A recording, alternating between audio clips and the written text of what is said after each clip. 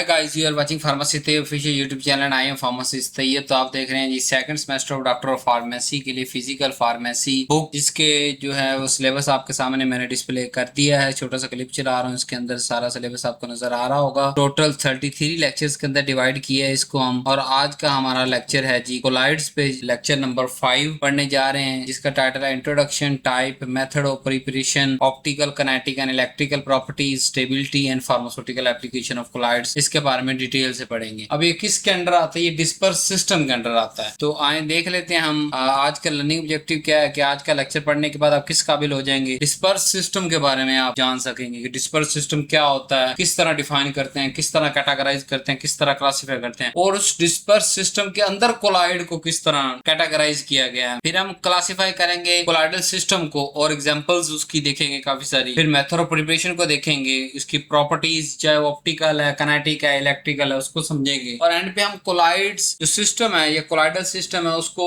Stability देखेंगे कि किस तरह इसको स्टेबल रखा जा सकता है, क्या ये नेचर के अंदर स्टेबल है भी या नहीं, या कौन से इशू आ सकते हैं, या इसकी स्टेबिलिटी किस तरह बहाल रह सकती है। लास्ट में वही टच दूंगा मैं अपना फार्मास्यूटिकल एप्लीकेशन ऑफ कोलाइड्स का। तो आए बगैर देरी के साथ लेक्चर स्टार्ट करते हैं। उम्मीद है आपने अभी तक लेक्चर चैनल को सब्सक्राइब कर दिया होगा, वीडियो को लाइक कर दिया होगा, और शेयर आपने जरूर करना है अपने कोलीग्स के साथ। व्हाट्सएप पे इस स्पेसिफिक लेक्चर का लिंक जरूर शेयर करना है, ताकि अगर आपका काम आ सके तो किसी दूसरे के भी ये लेक्चर काम आ सके। स्टार्ट करते हैं। What is the disperse system? Disperse system consist of two phase, दो फेसेस पे मुश्तमिल ऐसा सिस्टम जिसके अंदर एक इंटरनल फेस होती है, एक एक्सटर्नल होती है। इंटरनल फेस को हम डिस्पर्स्ड फेस कहते हैं, जो डिस्पर्स्ड है, किसी दूसरे के अंदर मौजूद है। और एक्सटर्नल फेस को हम डिस्पर्शन मीडियम कहते हैं। मीडियम है डिस्पर्शन मीडियम, जो जिसका वॉल्यूम ज्यादा है, जो कि एक पूरा जो है वो हमें एज ए सॉल्वेंट के तौर पे काम कर रहा है, आप इस तरह समझने के लिए कह सकते हैं। और उसके अंदर एक डिस्पर्स फेस होती है, जो कि उसी के अंदर डिस्पर्स होती है। ऐसा सिस्टम जिसके अंदर कोई एक फेस डिस्पर्स हो और दूसरा डिस्पर्शन मीडियम हो, उसको हम कहते हैं डिस्पर्स सिस्टम। पार्टिकल की साइज की बुनियाद पे डिस्पर्स सिस्टम को हम तीन तरह की क्लासिफाई करते हैं। Number 1 true solution, number 2 colloidal system, number 3 course dispersion, जिसके अंदर सस्पेंशन, इमल्शन ये आ जाता है। अब ट्रू सोल्यूशन के बारे में यहाँ थोड़ा सा मैं आपको बता दूं। सोल्यूशन हर उसको कहते हैं, उस प्रिपरेशन को कहते हैं जिसके अंदर सोल्यूट को सॉल्वेंट से अलग करना नामुमकिन हो। नामुमकिन कहने का मतलब ये है कि बहुत सारे तरीके होंगे उसकी स्टेबिलिटी को कम करने के, वो मतलब नहीं है। मकसद मतलब ये है कि जब हम उसे फॉर्मुलेशन बन जाती है तो हम पहचान नहीं सकते कौन सा सोल्यूट है, कौन सा सॉल्वेंट है। फाइनल डोजेज फॉर्म के अंदर, फाइनल प्रिपरेशन के अंदर हमें सोल्यूट और सॉल्वेंट के दरमियान अगर फर्क करना मुश्किल हो रहा है, ठीक है, उसको हम कहेंगे ट्रू सोल्यूशन, यानी कि जो सोल्यूट है वो सॉल्वेंट का हिस्सा बन चुका है। कोलाइडल सिस्टम, इसके अंदर फिर पार्टिकल साइज रेंज हमने एक दी हुई है कि 1 नैनोमीटर से लेके 1000 नैनोमीटर तक अगर पार्टिकल साइज मौजूद है डिस्पर्स फेस के, तो उसको हम कोलाइडल कहेंगे। और 1 नैनोमीटर से अगर कम है तो उसको ट्रू सोल्यूशन कहेंगे, वो उसका हिस्सा बन जाएगी। और 1000 नैनोमीटर से अगर ज्यादा है तो उसको हम कोर्स डिस्पर्शन, जिसके अंदर फिर सस्पेंशन, इमल्शन सारे आगे हम देखेंगे। तो ये आपने क्लासिफिकेशन याद रखनी है कि कैसे मैंने डिस्पर्स सिस्टम से आपको कोलाइडल तक पहुंचाया। तो आज का हमारा लेक्चर कोलाइडल का है, तो कोलाइडल पे फोकस करते हैं। What are the colloids? Colloidal system is heterogeneous. अब वहां हम लफ्ज सोल्यूशन के लिए क्या इस्तेमाल करते हैं? होमोजीनियस। ट्रू सोल्यूशन के अंदर मैंने आपको कहा ना कि एक फेस दूसरी फेस से अलग करना या पहचानना फाइनल फार्मूलेशन के अंदर मुख्तलिफ होता है, लेकिन यहाँ दो अलग फेसेस होती हैं। हेटेरो मुख्तलिफ,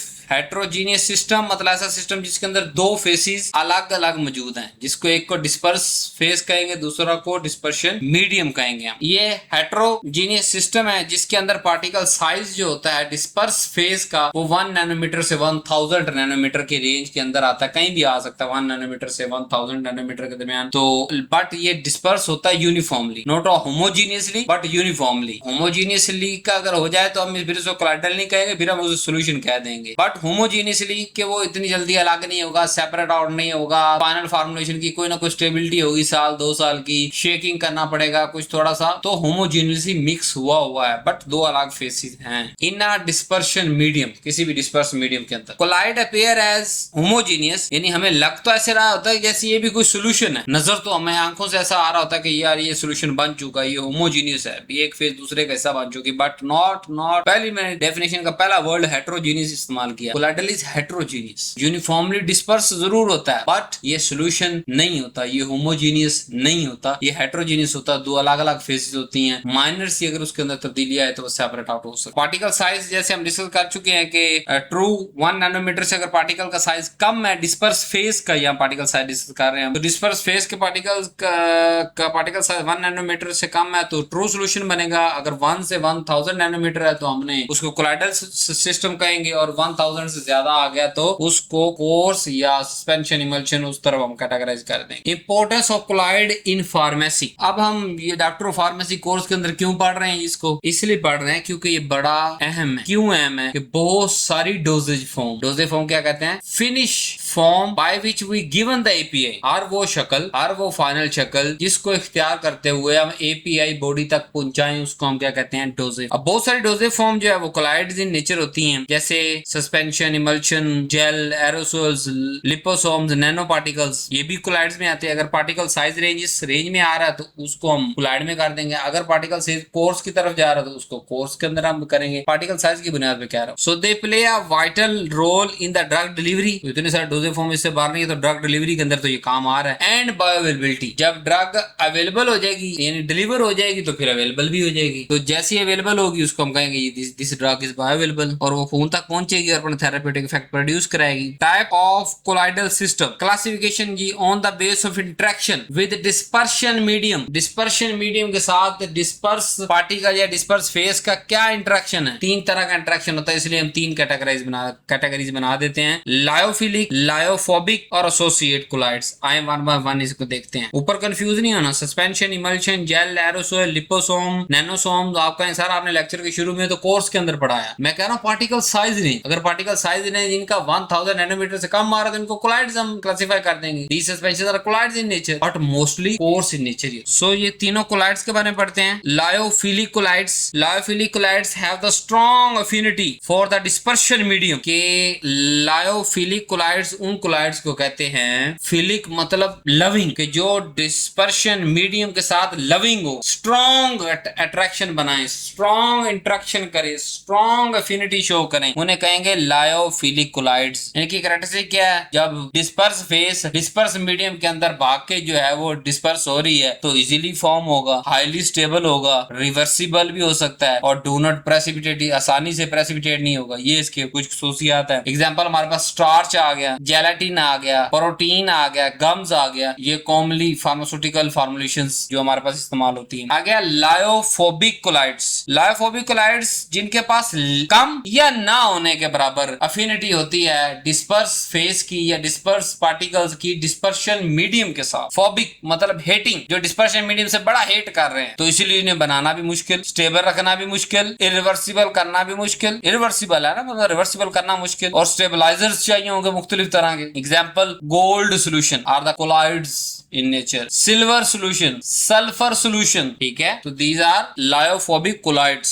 एसोसिएट कोलाइड्स कौन से होते हैं? एसोसिएट मतलब कोई और तीसरी चीज आके इंटरेक्शन प्रोड्यूस कर रही है। लायोफोबिक जो इनका अट्रैक्शन नहीं था डिस्पर्शन मीडियम के साथ डिस्पर्स फेस का, वो है लायोफोबिक, और जिनका बहुत ज्यादा था वो लायोफिलिक। और एसोसिएट मतलब कोई तीसरा आ रहा है, जैसे कि सरफेक्टेंट, कोई ऐसी चीज आ रही है जो इंटरेक्शन क्रिएट कर रही है। When surfactant molecule associate to form micelles and then at certain concentration, के वो आएंगे और माइसेल बनाएंगे, स्टेबिलिटी करेंगे, डिस्पर्स होंगे, और फिर ही डिस्पर्स फेज को डिस्पर्शन मीडियम हम जो है उसको डिस्पर्स सिस्टम कहेंगे। और क्योंकि उनका पार्टिकल 1 नैनोमीटर से 1000 नैनोमीटर के दरमियान होगा तो इसीलिए उसे कोलाइड्स डिस्पर्स सिस्टम कह देंगे हम। और किसी की मौजूदगी के अंदर किसी की वजह से हो रहा है तो वो एसोसिएट कोलाइड्स हो जाएंगे, जैसे सोप, डिटर्जेंट, बाइल साल्ट। अब क्लासिफिकेशन फिजिकल स्टेट की, अभी तक हम पार्टिकल साइज को पढ़ते हैं, पार्टिकल साइज की बुनियाद पे ये पार्टिकल साइज, अभी फिजिकल स्टेट की बुनियाद पे भी आपको पढ़ाता हूं। अगर डिस्पर्स फेस सॉलिड है और मीडियम लिक्विड है तो क्या बनेगा? सॉल्यूशन बनेगा। अगर दोनों लिक्विड है इमल्शन बनेगा। अगर गैस लिक्विड है फॉर्म बनेगा। लिक्विड सॉलिड है, इन डिस्पर्स फेस जो हमारे पास लिक्विड है और डिस्पर्शन मीडियम सॉलिड है तो वो जेल बनेगी। और डिस्पर्स फेस अगर सॉलिड है, डिस्पर्शन मीडियम गैस है तो वो एरोसॉल बनेगी। इस तरह फिजिकल स्टेट की बुनियाद पे भी हम जो है वो क्लासिफाई कर सकते हैं। यहाँ थोड़ी सी ब्रेक लेते हैं लेक्चर के अंदर और आपको बताते हैं कि यही second semester of doctor of pharmacy की फिजिकल फार्मेसी की बुक ऑलरेडी अवेलेबल है। जब ये वीडियो रिकॉर्ड कर रहा हूँ तो 200 प्लस स्टूडेंट्स इसको परचेज कर चुके हैं और ऑनलाइन पढ़ रहे हैं। बड़ा आसान सा तरीका है, पहले व्हाट्सएप पे आपने ये नंबर दिया हुआ स्लाइड के नीचे और इस स्लाइड के ऊपर भी दिया हुआ, इस पर राब्ता करना है। एक मूवी टिकट के बराबर आपने रकम देनी है और जो है वो 5 से 7 मिनट के अंदर उस वेबसाइट जो है www.pharmacytayyibofficial.com, चैनल का क्या नाम है फार्मेसी तैयब ऑफिशियल, आगे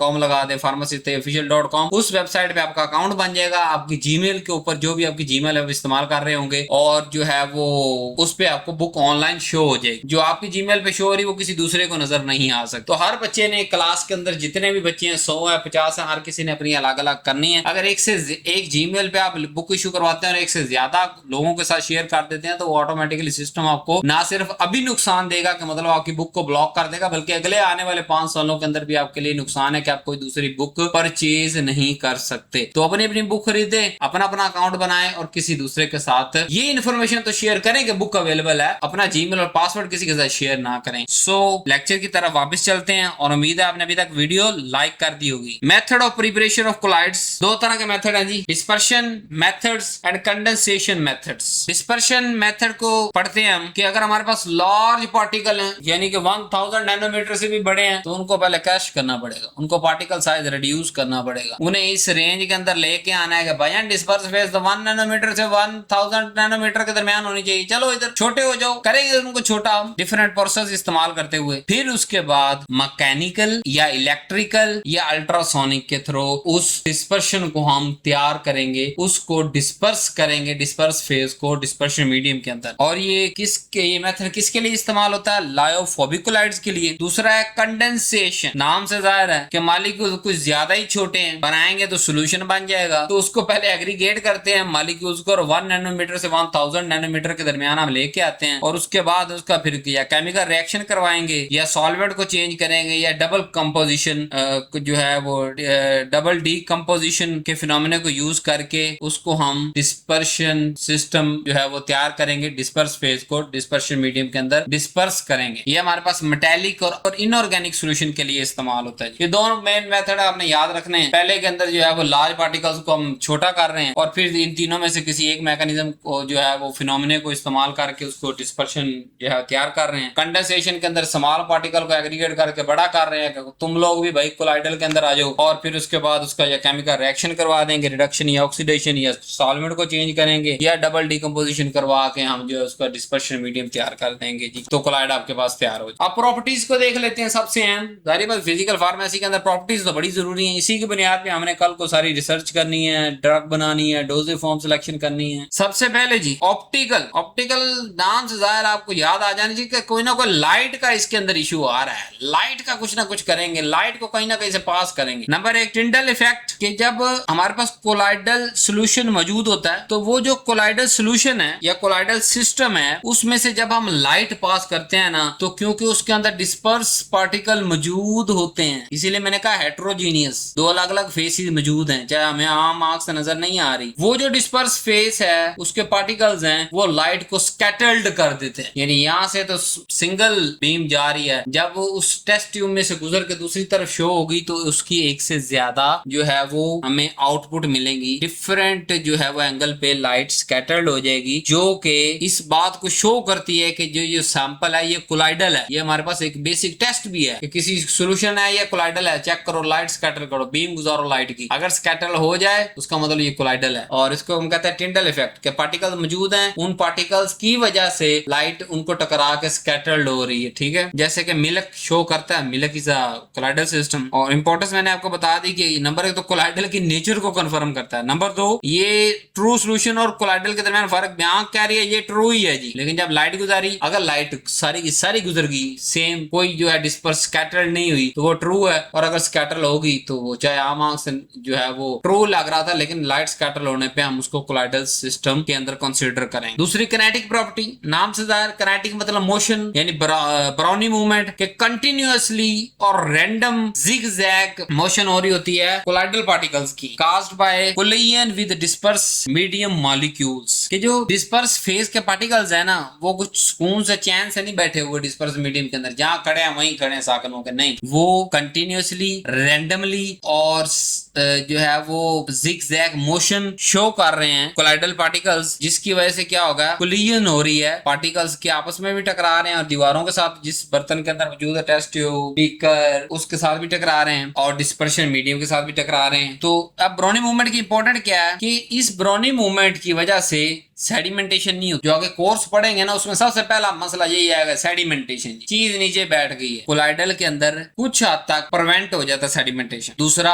पार्टिकल यूनिफॉर्मली डिस्ट्रीब्यूशन होती है, यानी ऊपर नीचे घूम रहे हैं, बराबर घूम रहे हैं, ऊपर जा रहे हैं, कुछ नहीं, 10 पार्टिकल ऊपर, 10 नीचे आ रहे हैं, 10 दाएं जा रहे हैं, 10 बाएं जा रहे हैं, तो वो होमोजेनियस जो है वो क्या कहते हैं, यूनिफॉर्मली डिस्ट्रीब्यूटेड है। और ये स्टेबिलिटी ऑफ कोलाइड के अंदर इसकी बुनियाद पे, जब वो प्रेसिपिटेट नहीं हो रहा तो स्टेबल रह रहा है। जितनी हमने एक चम्मच के अंदर मेडिसिन अंदर भेजनी है स्टमक की, उतनी जा रही है, तो ये तो स्टेबिलिटी में बड़ा इंपॉर्टेंट रोल अदा कर रहा है। और स्मॉलर पार्टिकल के अंदर तो ये ज्यादा प्रोमिनेंट शो होती है हमारे पास ब्राउनी मूवमेंट, यानी अगर 1000 नैनोमीटर वाला कोई कोलाइडल है उसकी निस्बत जो 1 नैनोमीटर वाला कोलाइडल्स है उसके अंदर ज्यादा शो। फिर इलेक्ट्रिकल चार्ज होता है कोलाइडल पार्टिकल्स पे। कोलाइडल पार्टिकल चार्ज कैरी करते हैं, वो पॉजिटिव भी हो सकता है, नेगेटिव भी हो सकता है। चार्ज क्यों अराइज होता है जी, कि एब्जॉर्प्शन ऑफ आयंस या आयोनाइजेशन ऑफ सरफेस ग्रुप, के सरफेस के जो ग्रुप होते हैं उनकी आयोनाइजेशन हो जाए तभी चार्ज आ जाता है, या कोई आयन आके एब्जॉर्ब हो गया है सरफेस पे तब भी चार्ज आ जाता है कोलाइडल पार्टिकल्स। इसके लिए हम जीटा पोटेंशियल का लफ्ज इस्तेमाल करते हैं। डिटेल से कल आपको वीडियो मशहूर और वायरल है इस वक्त तक हमारी वीडियो जीटा पोटेंशियल, उसको भी आप सर्च करके देख सकते हैं। लेकिन यह थोड़ा सा आपको आप लिख सकते हैं zeta potential by pharmacist Tayyab official, video आपके सामने आ जाएगी जो वायरल है। तो लेकिन यहाँ भी टच देते हैं कि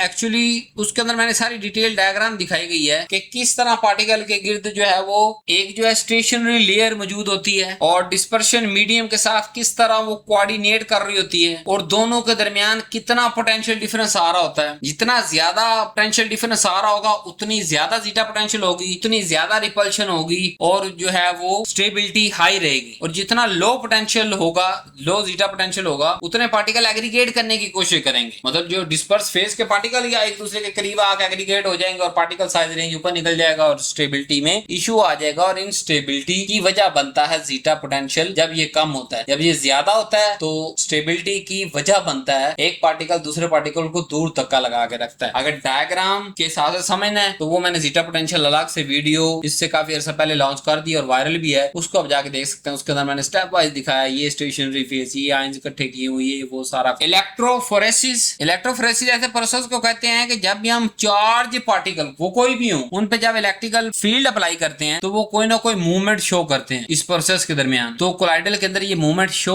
होती है जब हम कोलाइडल पार्टिकल्स पे, चार्ज कोलाइडल पार्टिकल्स पे जब इलेक्ट्रिकल फील्ड अप्लाई करते हैं तो जो है मूवमेंट हमें नजर आती है। उस मूवमेंट की बुनियाद पे हम उसका चार्ज कैलकुलेट कर लेते हैं। जब चार्ज कैलकुलेट हो जाएगा पोटेंशियल डिफरेंस कैलकुलेट कर लेते हैं, स्टेबिलिटी को जो है एक अंदाजा लगा सकते हैं, और नेचर ऑफ कोलाइड का भी कह सकते हैं कि ये चार्ज है भी या नहीं है, या है तो कौन सा पॉजिटिव चार्ज है, नेगेटिव चार्ज है। ये सारी चीजें इस प्रोसेस के थ्रू हम जो है वो मूवमेंट करवा के कैलकुलेट कर लेते हैं इलेक्ट्रिकल फील्ड अप्लाई कर। Stability of colloidal system, colloidal particle की जो अवेलेबिलिटी है कि यूनिफॉर्मली डिस्पर्स रहे, एग्रीगेट हुए बगैर, जफ्फी नहीं डालनी, ना ही प्रेसिपिटेट नीचे बैठ रहे हैं, कि ना तो एग्रीगेट हो डिस्पर्स पार्टिकल, जिस पार्टिकल साइज के अंदर हमने बनाए हैं डिस्पर्शन मीडियम के अंदर उनको हल कर दिया, डिस्पर्स कर दिया, वो उसी के अंदर एंड तक रहे, फैक्ट्री से लेकर डिस्ट्रीब्यूशन तक, डिस्ट्रीब्यूशन से लेकर फार्मेसी तक, फार्मेसी से पेशेंट के घर तक, और पेशेंट के घर से पेशेंट के मैदे तक और ब्लड तक पहुंचते हुए जिस पार्टिकल साइज पे हमने स्टेबिलिटी सेट की है, ना तो कोई दो पार्टिकल एग्रीगेट होके